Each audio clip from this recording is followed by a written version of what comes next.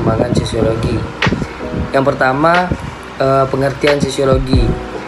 Sosiologi berasal dari gabungan kata socios atau kawan dalam bahasa Latin dan logos yang berarti ilmu pengetahuan dalam bahasa Yunani. Sehingga sosiologi adalah sebuah ilmu sosial yang mempelajari tentang interaksi sosial manusia di dalam masyarakat dalam kaitannya dengan struktur sosial. Sosiologi terbagi menjadi dua, sosiologi klasik dan sosiologi modern.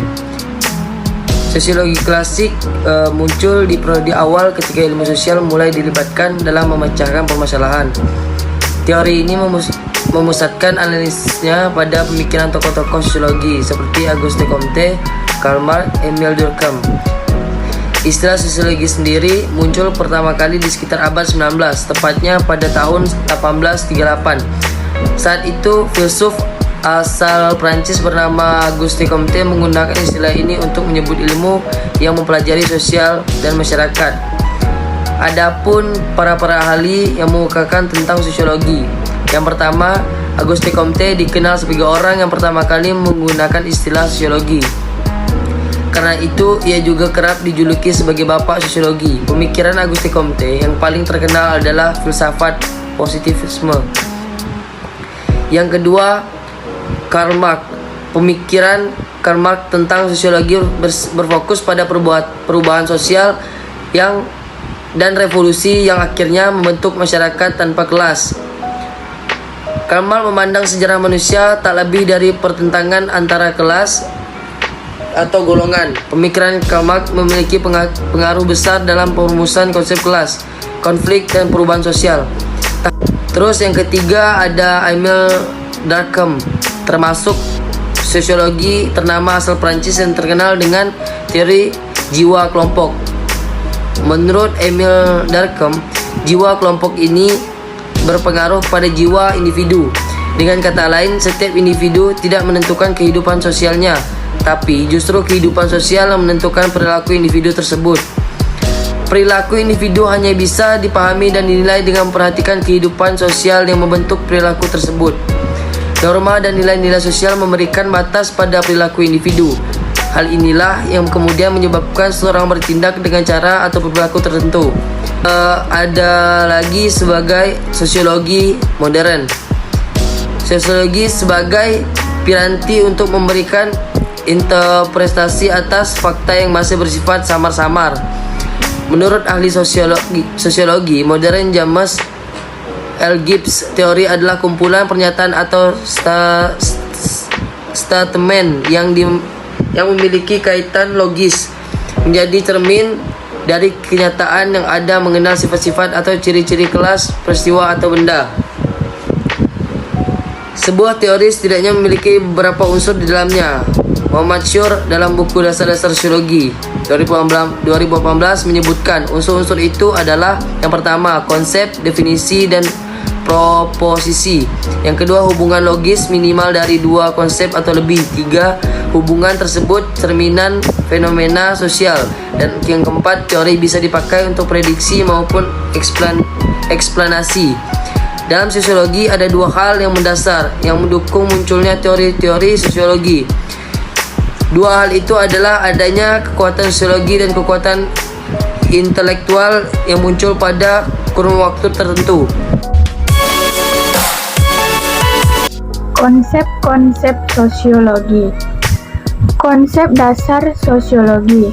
Nah, sebelumnya kita harus tahu dulu apa itu konsep dasar sosiologi. Nah, di sini saya akan menjelaskan kepada teman-teman semua, konsep dasar sosiologi maksudnya di sini adalah istilah-istilah yang sering muncul dalam pembahasan sosiologi. Nah, jadi ada beberapa istilah yang sering muncul dalam pembahasan sosiologi. Yang pertama, individu. Individu maksudnya manusia secara perorangan.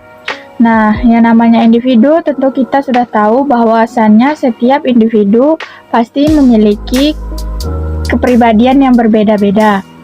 Yang kedua adalah masyarakat. Masyarakat artinya kumpulan individu yang tinggal dalam suatu wilayah yang memiliki suatu kebudayaan yang sama, kepentingan dan tujuan yang sama. Dengan belajar sosiologi, kita akan mengetahui bagaimana kehidupan masyarakat. Yang ketiga adalah interaksi sosial. Interaksi sosial artinya hubungan timbal balik antara individu dengan individu, individu dengan kelompok, dan kelompok dan kelompok. Dengan belajar sosiologi, kita akan mengetahui bagaimana masyarakat yang akan melakukan interaksi sosial. Dan kita akan mengetahui apa saja jenis-jenis interaksi sosial yang ada dalam kehidupan masyarakat, serta apa saja faktor-faktor yang mempengaruhi seseorang untuk mempengaruhi interaksi di dalam kehidupan masyarakat. Yang keempat, sosialisasi. Sosialisasi artinya proses penanaman ataupun transfer nilai dan norma dari suatu generasi ke generasi berikutnya. Dengan belajar sosiologi, kita akan bisa mengetahui bagaimana proses sosialisasi itu berlangsung di masyarakat. Dan kita juga bisa mengetahui apa saja yang kita ketahui jika proses tidak berjalan dengan baik. Yang kelima, nilai dan norma. Nilai artinya suatu yang dianggap berharga, sesuatu yang dianggap baik oleh masyarakat. Sedangkan norma adalah aturan-aturan yang bersifat mengikat atau memaksa setiap individu untuk melaksanakannya. Dengan belajar sosiologi, kita bisa mengetahui apa saja jenis-jenis nilai dan norma yang terdapat dalam kehidupan masyarakat. Yang keenam adalah kelompok sosial, yang artinya kumpulan individu yang saling berhubungan dan saling berinteraksi. Dengan belajar sosiologi, kita bisa mengetahui seperti apa kelompok sosial dan apa saja jenis-jenis kelompok sosial yang terdapat dalam kehidupan masyarakat. Yang ketujuh adalah perubahan sosial. Perubahan yang terjadi dalam kehidupan masyarakat, baik nilai, norma, maupun pola perilaku. Dengan belajar sosiologi, tentunya kita bisa mengetahui segala perubahan-perubahan yang terdapat dalam kehidupan masyarakat. Dengan demikian, kita akan bisa mengambil sebuah langkah dalam menyikapi setiap perubahan sosial yang ada. Yang kedelapan, keluarga. Keluarga artinya unit sosial yang terjadi atas ayah, ibu, dan anak. Dengan belajar sosiologi, kita bisa memahami seperti apa itu keluarga, jenis-jenis keluarga, dan sistem keluarga. Yang kesembilan adalah perilaku menyimpang. Perilaku menyimpang artinya perilaku yang tidak sesuai dengan nilai dan norma yang terdapat dalam kehidupan masyarakat. Dengan belajar sosiologi, tentunya kita bisa mengetahui segala perilaku-perilaku menyimpang yang terdapat di dalam kehidupan masyarakat. Yang ke-10 adalah pengendalian sosial. Pengendalian sosial artinya upaya yang dapat dilakukan dalam mengatasi atau mencegah terjadinya perilaku menyimpang. Dengan belajar sosiologi, tentunya kita akan bisa mengetahui bagaimana cara mengendalikan atau mengatasi setiap perilaku menyimpang yang terdapat di dalam kehidupan masyarakat. Generalisasi sosiologi. Generalisasi sosiologi komunikasi. Sosiologi komunikasi merupakan kajian komunikasi dari sudut sosiologis, di mana sosiologi komunikasi ini membahas tentang tinjauan sosiologis terhadap komunikasi, baik sebagai aktivitas sosial dan interaksi sosial yang terjadi antara individu, dengan kelompok dan kelompok dengan kelompok, maupun proses komunikasi dan efeknya dalam kehidupan masyarakat. Teori-teori sosiologi. Yang pertama yaitu teori fungsionalisme struktural.